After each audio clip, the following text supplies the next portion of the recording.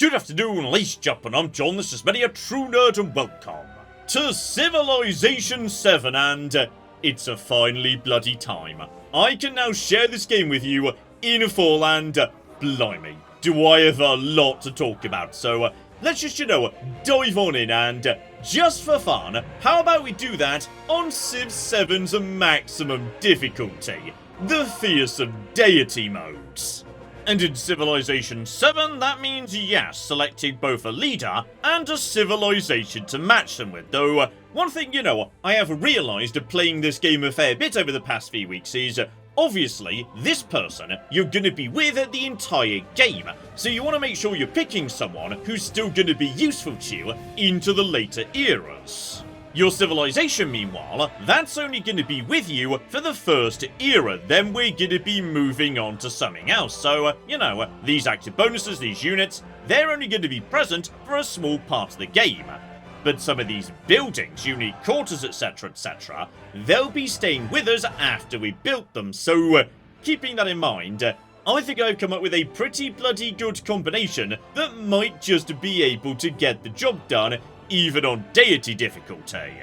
So, say hello to Confucius, and Confucius is really bloody interesting because he's got two distinct benefits he brings to the table. Number one, 25% growth rate in all cities. Now that's going to be useful in the early game because anything that gets your cities growing faster, more pops more quickly, that's bloody useful. The second benefit, though, is a bonus science from specialists, a type of elite population that isn't going to be showing up much in the first era at all. This isn't really going to help us. But in the exploration era, there's going to be a lot more specialists. And in the modern era, there's going to be loads of them. So, as the game goes on, Confucius just brings more and more science to the table, and that's really important because the biggest reason Deity is difficult is a combination of two things. One, the AI opponents are bloody aggressive, and two, they get big combat advantages against your troops. So, as a result, science is critical, because science lets me unlock higher tier troops faster, and if I've got higher tier troops out than my opponents, I might just stand a chance. And as a result of that, we're going to be doubling down on science, which means good old Confucius is not being paired with the ham. We're matching him up with the Maya civilization, who are the big science powerhouses in the first era. From the very start of the game, we can get bonus science based on, yes, our surroundings. On top of that, we've got an amazing science building we can unlock and put down. And if we get the Maya set up well enough, then yes, all of a sudden, we can functionally convert science straight into production. Oh, and just to keep things fair, I'm not going to give myself any advantages with mementos, because best as I can tell, the AI doesn't get memento advantages, so neither should I. Let's keep this a fair fight. Beyond that, Deity Difficulty, standard game speed, the standard map type, and yeah, we'll make the map as big as it's allowed to be for the time being, so okay. Let's dive in and see if, yes, I have any chance whatsoever against the horror of Civ 7 on Deity Difficulty. Okay, here we flipping go, and you know what? This is sort of interesting. So, right, what we've got here is, yeah, one of those new lovely, big, sexy rivers. The river's now coming in two flavours. The traditional small river, and yeah, a much larger river. You can actually sail up and down, do fishing in, etc., and, okay. That could be really rather useful. Toss in a couple of, nearby resources, some nearby foliage. Keeping in mind, yeah, my palace literally gains a bonus science based on a vegetation adjacency. You know what? I think right here will do just fine, actually.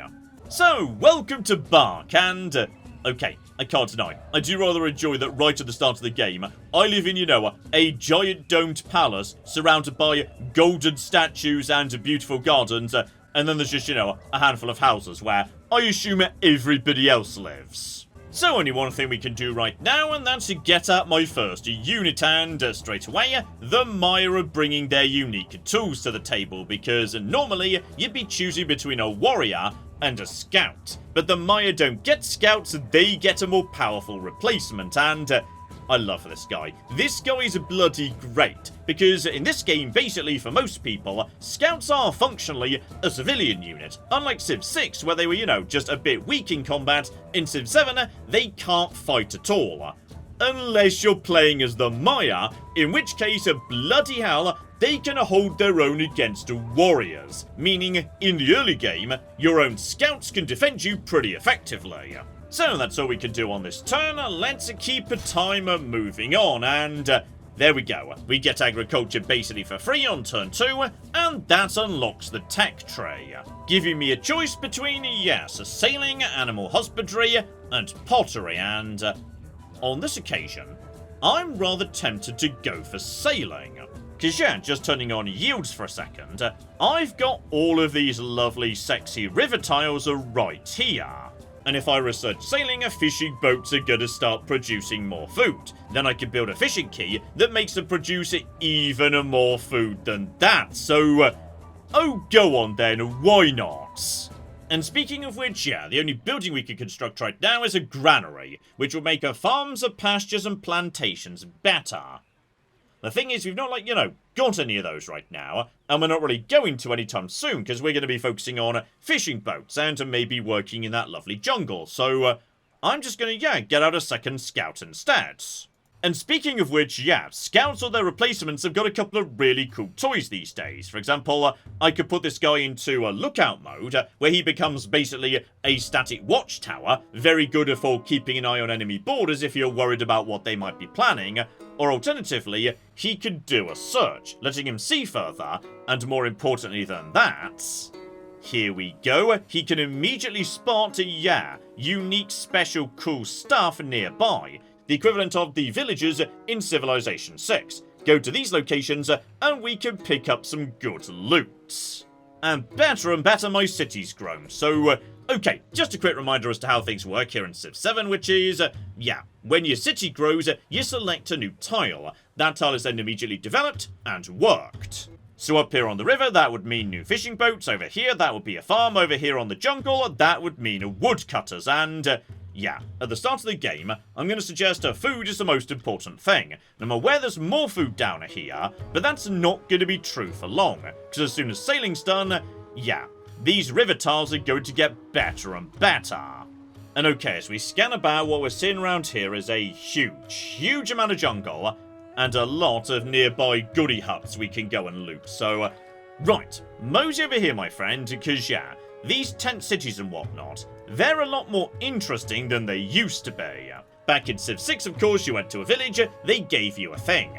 That's not really the case anymore. Now you often get a choice. On this occasion, yeah, I can either hire some artisans for +10 to production immediately, and 50 happiness towards our next celebration, or alternatively, a big old pile of culture. When I say a big old pile, that's like 4.5 turns worth of culture for me right now, and you know what? That's pretty bloody useful. Yeah, I'm gonna be taking that right there, and honestly, yeah, you just keep on looping around, mop up all these goody huts, and yeah, once you come out, get the other. And speaking of which, right, now this was what I was hoping to see over at goody hut number 2. Bonus science. That is, yeah, 3 odd turns worth of science immediately. Get working on that, so okay, we've just accelerated sailing by 2 turns. Marvellous. And there we go. With the benefit of, yeah, those huts, we've now officially unlocked the Civics tray. Together with the social policies. So, yeah, these are basically like, you know, the policy cards in Civ 6. You unlock them through technology in Civics, you can only have a certain number active at once. If you want more, focus on happiness, because yeah, the happier your civilization is, the more celebrations it has, and every celebration unlocks a new card slot, which I think is really kind of cool, because it means there's a real incentive not to just, you know, keep happiness at the absolute bare minimum. Tons of excess happiness means tons of celebrations, tons of policy slots, and that could be really, really powerful. For now though, yeah, production and science, that'll do the job nicely. And you'll notice straight away, there we go. The river is now generating 2 food per hex and not 1. And all I need to do is, yeah, put up a new fishing key, which we can do right here, and that's gonna get even better. The fishing key itself generates 1 food, and I've got 2 fishing boats down, so yeah, it's going to give them a +1 as well, for a total of 3. So okay, that there is a giant pile of food coming in fast, but you may have noticed, yeah, our empire is lacking in production, like any production actually. But that we can flipping fix, because, yeah, if I take animal husbandry, every woodcutter is gonna gain production, with even more if I build a saw pit. And as I was just saying, right, we've now got access to the Civics tree, or to be precise, the Civics trees, because this I love, by the way. So you've got the basic civics that everybody gets access to, or alternatively, you can go over to your own personal civics tree that gives you access to your unique buildings, policy cards, benefits, etc, etc. Everything on this tab I get, no one else does. So in many cases I would say yes, let's rush mysticism first, because that's how you unlock your pantheon. But this is deity difficulty, meaning my opponents are gonna get to the good pantheons first. I wouldn't even worry about it. We are gonna be late to that race whatever we do. However, over in my tree, okay, the Reign of Chalk, giving me access to a science building that is significantly better than the library everybody else is gonna have. And if we're lucky, we may be able to speed that up too, because we're just continuing to... okay, that's a giant pile of science. That would be food and culture.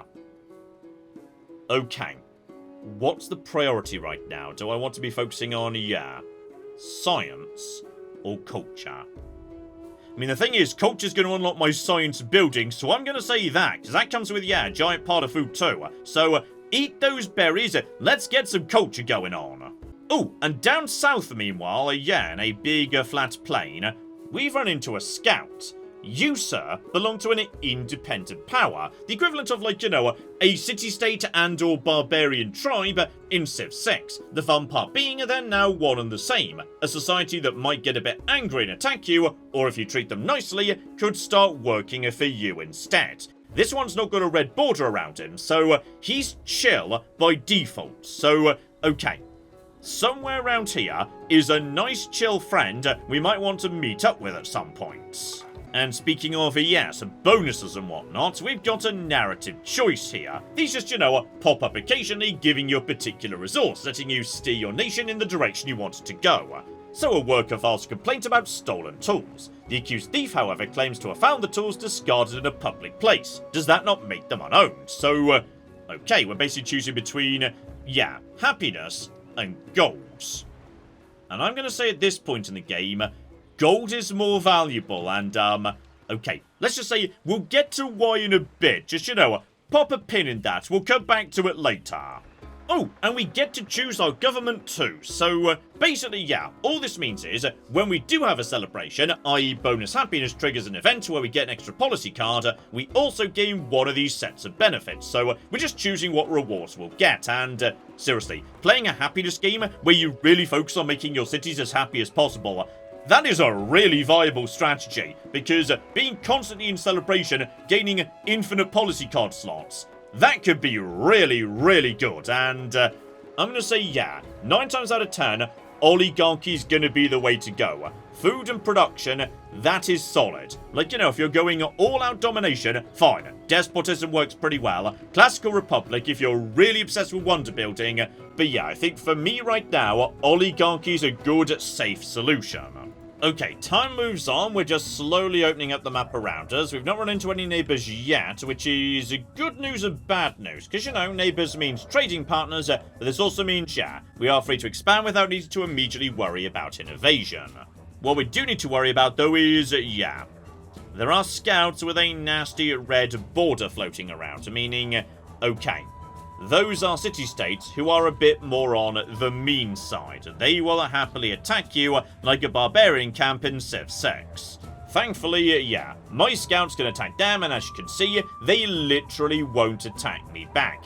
They can't, so, okay, let's just start, you know, wearing them down a bit. Oh, and crucially, I think, yes, I figured out where we are on the continent, because, okay, we've started off basically, yeah, inland next to a big river that feeds up into a body of water up here that we're just trying to explore right now.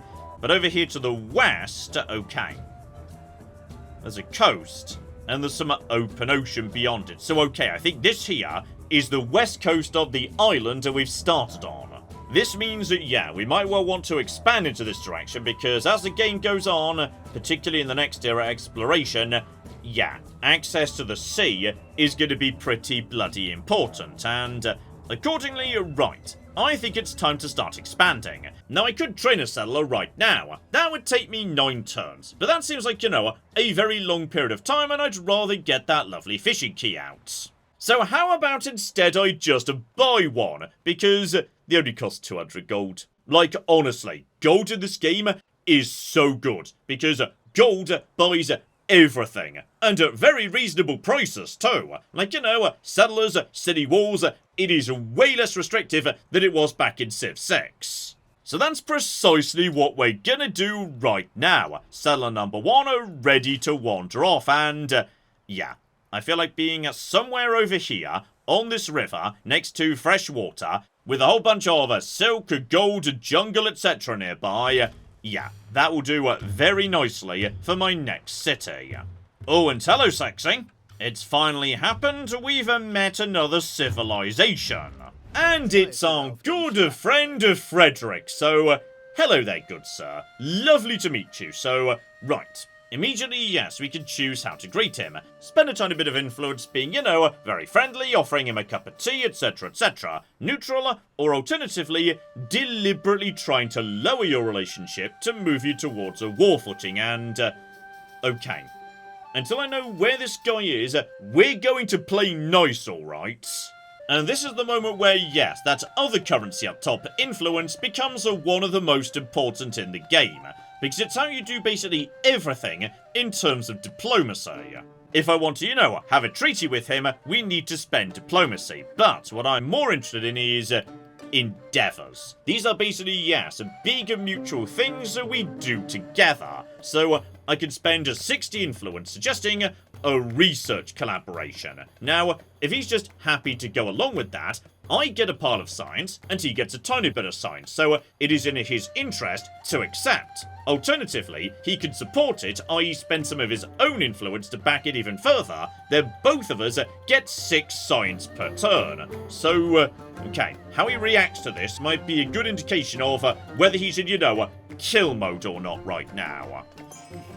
And he's supported it. So, right, that means that both of us are getting a bigger pile of bonus science. That is brilliantly good news. So I'm hoping over time, yeah, our relationship will tick up, or at least a bare minimum, he won't actively murder me. The trick being that influence is the same currency you need to use on city-states. So, yeah, I found the source of some of the barbarians down over here. Now, I could make these guys into my friends, and ultimately my vassals, but it's gonna cost a lot of influence that I could be using, you know, schmoozing with my neighbours. On Deity, I'd say yes, arguably, the safest option is spend your influence keeping your neighbours sweet. And perfect timing, animal husbandry is done, so right, now we can start having a bit of production inside our empire. And here we go. Let's get down my second settlement, but not my second city. Because, you see, my new settlement is currently a town. So, quick reminder how these work, because yes, they're very interesting indeed. They don't have production, or to be precise, the production they do have is converted straight into gold and added to my treasury. As they've got no production, it means you can't produce anything here. If you want anything at all to exist in this society, you've got to pay for it in gold. The same is true for buying troops, of course, and yeah, if ultimately you want this to become a city, you need to pay a big pile of gold to do it. For now, just think of it as, you know, a mini-city that generates a load of gold. And on top of that, can, you know, still gather resources around it. So, here we go. Let's, you know, go and grab this silk right here. That's a resource that's now available in my empire, which we can ship straight to my capital, though, okay, admittedly, yeah. This silk gives a bonus 10% culture. And my capital produces literally 0 culture right now. But when we do produce culture, that's going to be useful. Oh, and it is a good news all round today, which is okay. 1, my fishing wharf is done, meaning all my fishing boats are now producing even more flipping food. And we've just unlocked our first celebration, so I feel like, yeah, production has got to be the right option here. So get that in play right now. And because we had a celebration, we now get a new policy card slot. So okay, we can now slot in a charismatic leader for +2 culture on the palace, or to be precise, plus 2.2, thanks to the silk we've got. And yeah, I can definitely see the advantage of getting down a saw pit immediately. Because 1, that gives us production, and 2, that means, yeah, the jungles around here will contain 2 production, not 1. And we could really do with that right now. But because that's a building, it needs to go inside an urban slot. So basically, yeah, we need to take one of these tiles that's adjacent to an existing city district, either the one where we just put down the fishing key, or the palace, and convert it into part of the city. So I'm going to say, yeah, there's a flat terrain right here, so now we can put buildings in that tile. And the very following turn, right, let's see if maybe, just a maybe, we can speed this up a little bit by, you know, taking some forest that gives us production, science, and happiness. Because, yeah, this is like a jungle, so it produces science by default. Oh, following turn, good news and bad news. The good news is, we've run into a new person. That might not be good news. Potentially it's very bad news. And hello there, Catherine the Great. Lovely. Right, we're going to spend a bit of influence being nice and chill with you, just to make sure, you know, we don't immediately go to war or anything. Though, yeah, I'm already running a research collaboration with Frederick, who is coming round to me, so, okay. There's not much we can really do with you right now. The bad news, however, is there was just a pretty major flood. Still, one very nice thing, which is, in Civ 7, you can use money to fix damaged improvements. So, yes, it's much faster to get your city back online. Albeit also, you know, very bloody expensive. Okay, in terms of tech, yeah, we're getting into slightly more advanced stuff here, including unlocking wonders. So, masonry could get me walls, could also get me the pyramids, though those are really for, yeah, desert terrain. Irrigation, however, okay, the garden gets a bonus food from being next to water, like, say, this lovely big river we've got here. That would not be a bad thing, and I wouldn't mind the hanging gardens. Let's not worry about that for now. Let's double down on science, because, yeah, if I can get my science going, I can get to, you know, other wonders before these losers do. One of the most spectacular, complex, but fragile ecosystems in the world. And hello there, sexy. We've just found our first natural wonder. The Great Barrier Reef is, yes, floating off the coast somewhere nearby to me. And by the way, Gwendolyn Christie absolutely cocky kills it as the new narrator. She is great. Oh yeah, there it is down south, though... okay, looks like it falls within, yeah, a friendly independent powers territory. I feel like potentially that's nearby to Catherine's territory. Yeah, that's a fairly long way away from me, actually. We may need to do something about this Yillen situation, because, yeah, expanding down the coast here, that does look like, you know, not a bad idea at all. Oh, but this is where things get a bit sexy. We've unlocked the Reigns of Chark. So right, straight away we get, you know, a building that's like twice as good as the library that everyone else has got. But on top of that, when we build an altar, that's going to be generating a bonus science too. And even better, we get a new social policy, meaning every single bit of vegetation in our cities is going to have science on it. So okay, screw culture, plug that in immediately. And yeah, only I get this social policy, nobody else does. Meaning all of a sudden the woodcutters next door, they're generating +2 production, +2 science, and 1 happiness just for basically existing. So, oh yeah, now that's looking a bit more sexy. And go on then. I think given, you know, we're now gaining benefits for the altar, let's get mysticism unlocked and see what Pantheon dregs have been left for us. But this here, this is what I was really looking forward to. So, right, my unique science building. +4 science, but gains, yeah, +2 if I build it on a vegetation, and +1 for adjacent wonders. We don't have any of those right now, but yeah. If I just put this on, you know, any piece of vegetation whatsoever, like knock down the forest to build this over it, yeah, that right there is +6 science. And that is a lot. Get you down, my friend, and, oh yeah. That, when it's done, is gonna be lovely. And speaking of which, I don't like, you know, I've got the yield tiles on right now. As a general rule, I do keep them off because, seriously, Civ 7's actually quite pretty once your cities start growing a bit. Oh, and hello sexy, moseying away up north, we've run into someone else who, by the looks of it, might just be on, yeah, a different island up here. Hello there, Queen Isabella of, okay, not Spain, Greece on this occasion by the looks of it. Oh, and all of a sudden they are flipping a flooding in, right, I think someone else has sent, you know, a scout into my flipping line of sight. So, hello there, Mr. Rizal. So, okay, we're playing against, yeah, Greece, Egypt, Rome, and Mississippi, and I believe that's all we're going to run into for now. The way this game works is, on your starting continent, there's only a certain number of civs. When you get to the exploration age, the others spawn in on the other continent that right now doesn't exist, because you can't get to it till age 2. So I think that's all of my neighbours. The problem being, yeah, for the time being, I still don't know where they are precisely, with the exception of Isabella. That's her city, Athens, up there.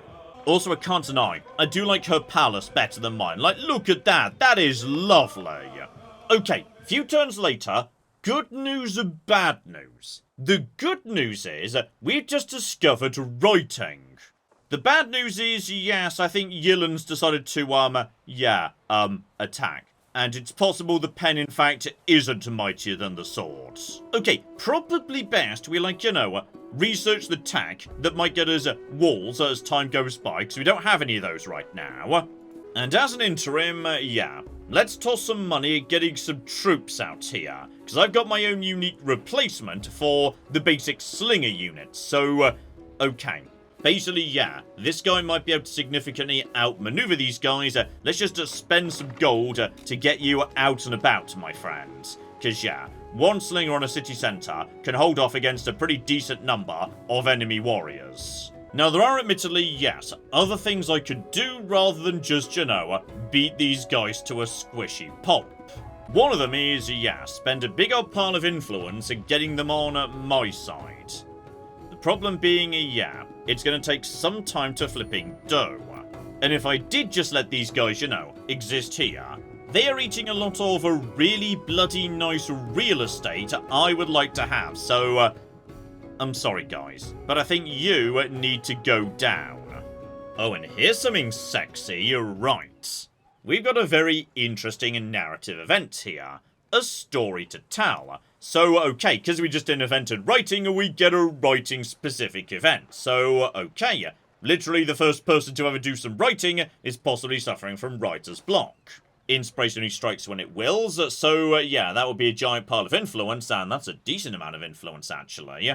Or alternatively, one must write every day to improve, getting me a codex, and, right, probably best we, like, you know, discuss what we're actually doing here.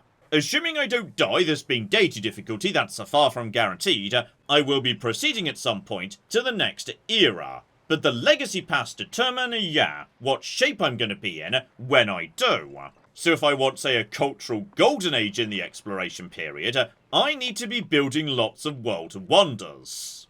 Alternatively, just expanding and conquering territory, that would get me a military golden age. Economic golden age, meanwhile, that's arguably the most interesting one. That's basically just done by slotting resources into your settlements. Right now, I've got 1. I need 20 if I want to get that golden age. And finally, the science. All I need to do there is, yes, collect and display codices, basically scientific great works. They can be displayed in either the palace or libraries as we build more of them. And we earn them basically by doing, yes, a big old pile of tech. So yeah, if a free one's available right now, 100% I'll be taking that. because that gets slotted in immediately right at the palace, so that's just a 2-3 science.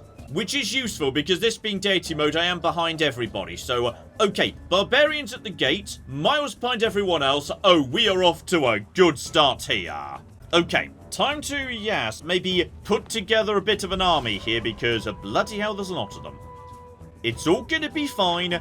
Don't worry, we got this. Oh, and bloody perfect time, Frederick, right. He's coming in wanting military aid, and if I support that, my units get stronger too. So okay, what I've done is, I've set my slinger to the far side of the river, because these days, they actually have, a pretty decent range. They can shoot over the river. Not bad at all. And my new slayer can absolutely annihilate this here slinger. Oh yeah, that'll flippin' do the job right there. So, okay. Begin hunting down all of these guys. They need to cocking die.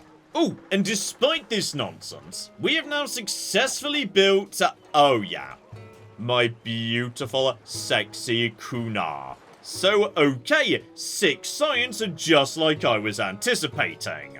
And I think they've decided to run away.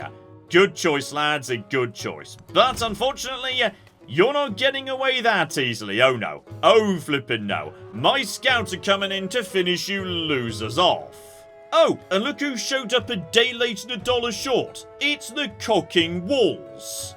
Okay, do I want, yes, maybe a bit of money coming in. Back over to irrigation. That would maybe work very nicely for me. Or double down on writing for, even more science on science buildings and another codex. So right now I've got nowhere to display it, so that wouldn't really help me very much. I'm going to say irrigation for the time being. If for no other reason, then that gets me more settlement capacity. Currently at 3, but that does just, rise over the course of the game. Big news from down south, however, which is, right. A city has popped up to the south of me, belonging to Catherine. If I want to look down, this bit of the world, and now's the time to do it. Though I might just, arrange a farmer's market with Catherine, just to see if maybe, just maybe, oh dear. She actively chose to, spend resources, blocking me from doing diplomacy with her. Okay, so it's good we've trained an army up, ready to deal with this independent tribe, because I suspect we might be needing, more out of them soon. Oh, here's nice, by the way, as a result of, all the science we've been pulling in. I've got my first leader attribute point. Basically, just a way of slightly personalising your leader in a direction of your choosing. So we've got a science one. Right now, literally all that means is +1 science on palace and city halls, but as the game continues, you can really specialise your empire in some wacky directions. And in the meantime, right, mysticism at long cocking lasts. So, let's talk about what's available, and okay, the good ones have already gone. In particular, growth rate, that one's great. Influence is amazing, arguably that's the best one in the game. Okay, what's left? Okay, I wouldn't hate God of the Sea.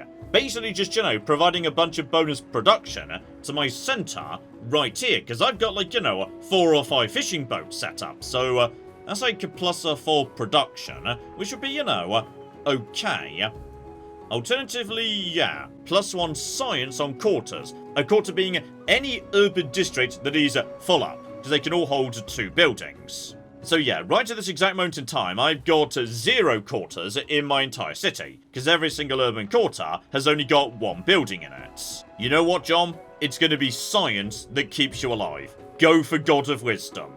And I'm gonna regret this, but I'm gonna try and get a wonder down. Because if I, double down on mysticism, I unlock Mundo Perdido, which gives me bonus happiness and science on tropical terrain. And for me, right here in Bark, that would be amazing. And if I'm lucky, it's possible no one else has got any tropical terrain. It's possible, no one else is gonna be going for this. Okay, things are looking dicey down south, though, which is, Catherine is expanding bloody quickly in this direction. Still, bare minimum, we can actually see her settlement count right now. It is 4 out of 4. That's not to say the AI won't go over the settlement cap. It is a soft cap, but, generally they won't be so keen to do it. Hopefully, that's all she's thinking about for the time being. Though I can't help but notice one thing, which is... Okay. Have you guys just left, like, your camp completely unguarded? Okay, I think we might be able to, deal with this situation without too much difficulty. Just to finish off the last of the troops here, send in my Jaguar scouts, and seriously, it's so nice to just see your scouts annihilating the enemy armies. It's beautiful. Oh yeah, they're attempting to grow new troops to defend themselves, but basically, screw you, let's get rid of Yillen. And actually, yeah, that is very useful, because killing an enemy encampment, that gets you a pile of something. Sometimes it's influence, sometimes it's gold. I will take gold on this occasion, because gold means I can buy a new settler right now. And with that camp gone, right, we've got a lot more freedom about where precisely we want to settle down. And speaking of which, okay, there's mysticism too. So right, Mundo Perdido. That would be rather bloody nice in the centre of my empire. And with that done, I'm going to say, yeah, get back to my personal civics, because there's a lot more powerful stuff in there yet. But oh yeah, just look at that. Mundo Perdido, plus 6 happiness and plus a 5 science to this city. That is a lot.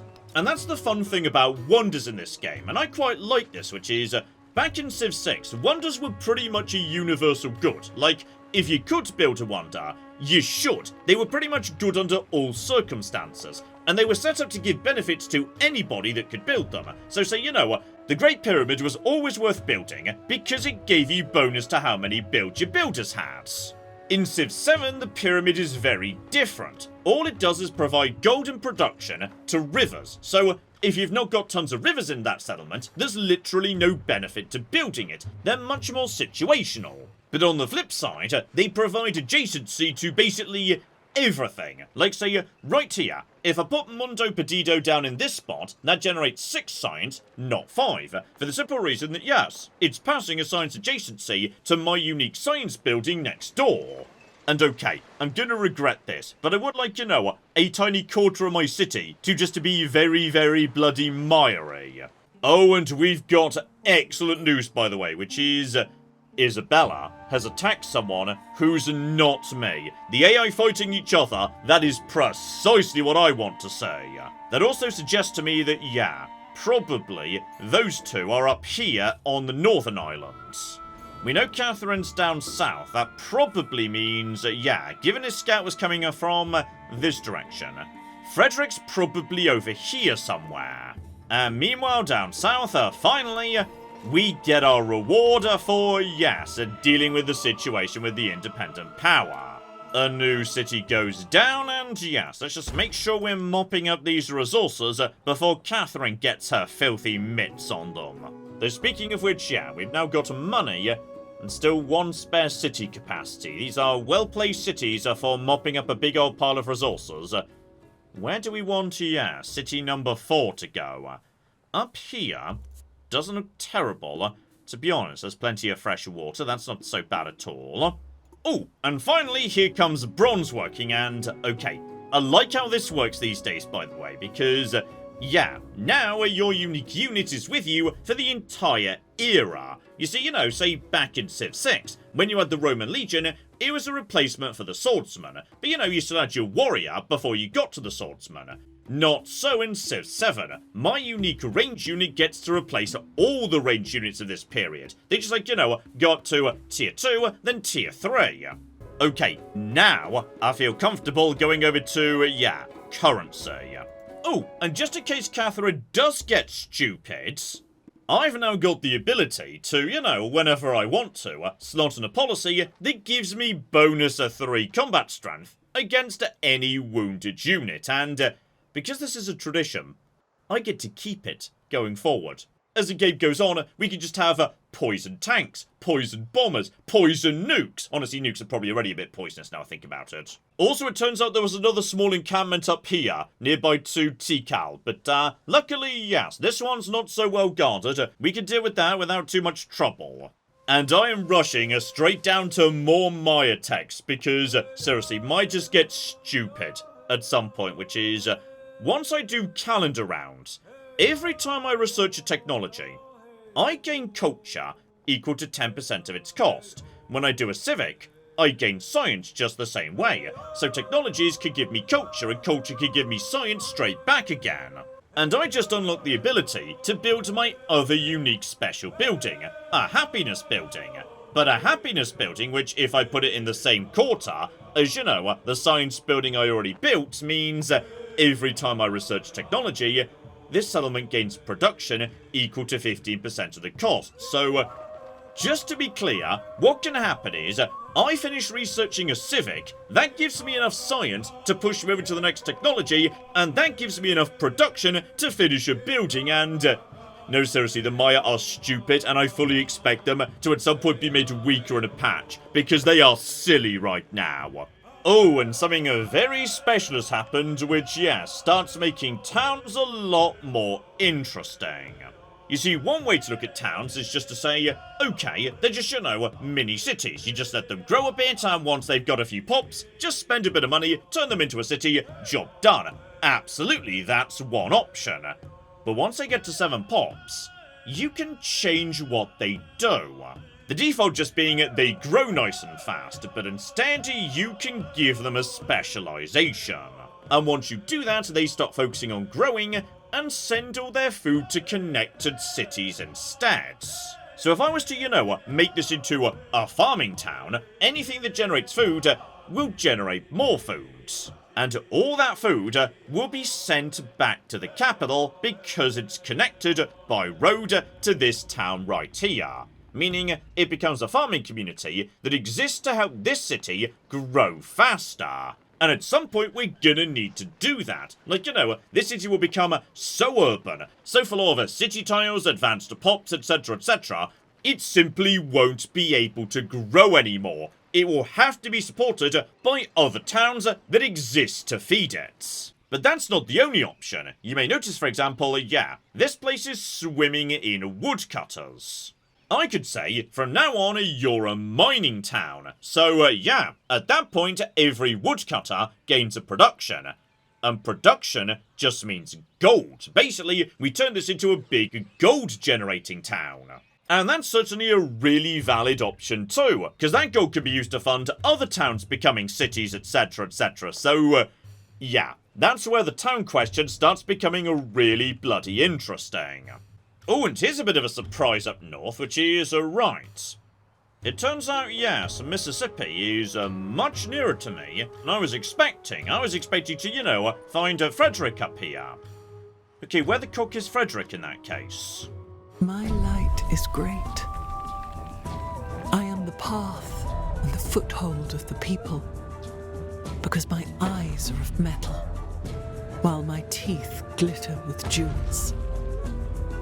And I think this has worked out just flipping perfectly. We were able to build Mundo Perdido. And I do enjoy, by the way, at the end of each animation, there's like, you know, a unique flourish for each one. So, you know, this one, being all tropical, has got lots of parrots flying around it. And that, by the way, is huge, because now, every single cooking a woodcutter in my capital is worth 3 science. That's the same amount of science we're getting out of a cooking library. That'll flip it do. Now we're catching up nicely. And now I think it's time to complete my beautiful, perfect Mayan quarter. The Jalor generates, yes, a bunch of happiness, but also bonus culture for adjacent wonders, which is precisely what we just built. Oh, and here we flipping go. Interesting thing about war in this game, which is it works a little bit differently to how you might expect. Anybody can declare war on anyone else at any time, but if you do, it's deemed a surprise war, and if you declare a surprise war, you've got all sorts of disadvantages, like your opponent literally gains combat strength because you declared a surprise war. The only way to declare a formal war is a function of relationships, so, yeah.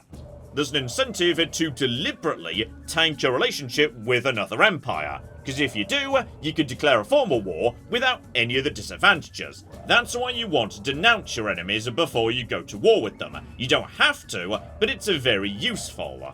But here's the funny old flip side.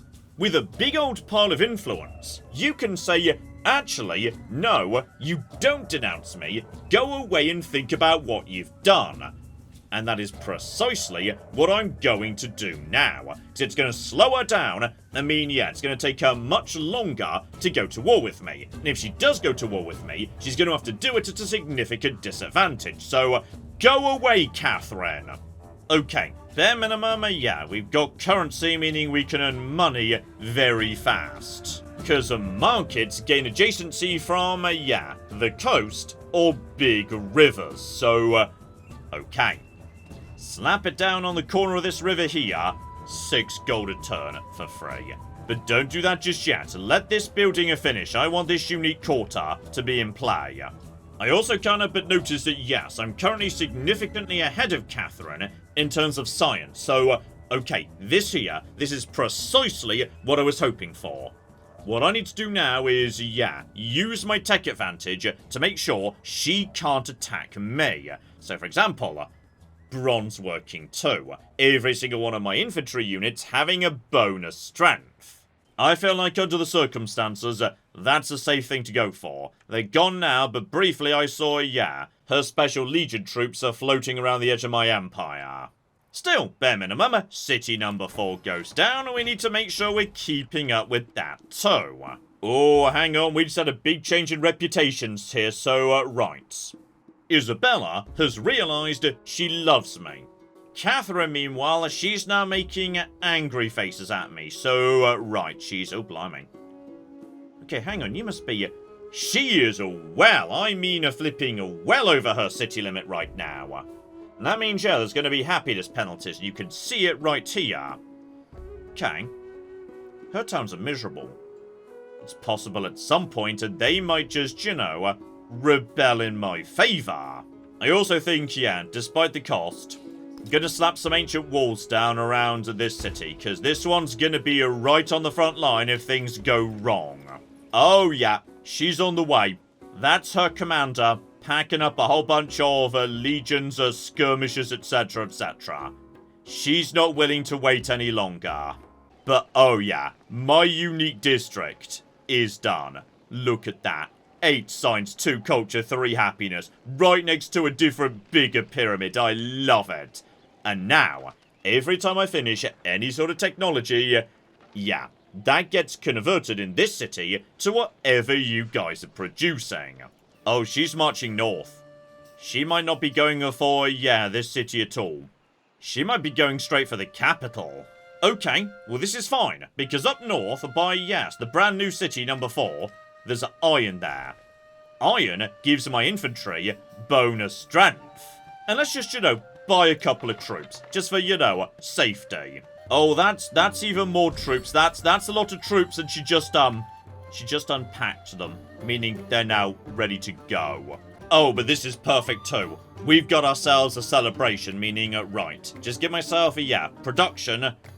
But bonus combat strength against wounded units.